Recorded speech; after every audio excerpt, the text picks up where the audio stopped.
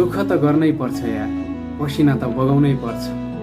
हातमा ठेला र पैतलाको छाला नउकिन्जेलसम्म मेहनत त गर्नै पर्छ। जिन्दगी जिउँदै गर्दा कठिनाइहरू आउँछन्।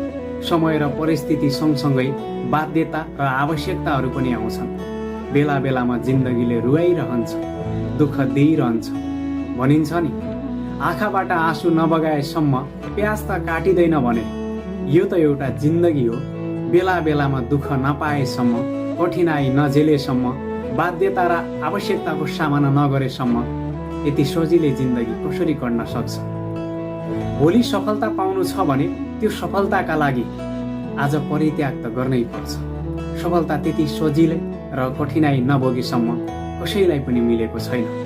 आज पनि इतिहास पल्टाएर हेर्ने हो भने सफल भएका मान्छे अर्थात् सफलता हासिल गरेका मान्छेले कुनै न कुनै बेला खाना नखाएर भोको पेट पनि मेहनत गरेका थिए।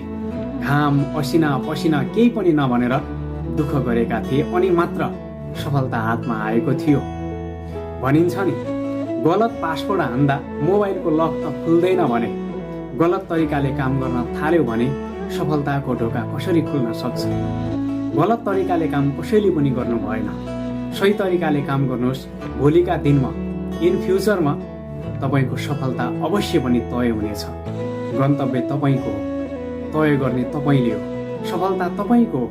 बिचमा आउने बाधा अडचन र कठिनाइलाई कसरी सामना गर्नुहुन्छ त्यो तपाईँको तकदिरमा लेखिएको छ अनि तपाईँको हात बजाएर मात्रै अगाडि बढ्ने हो।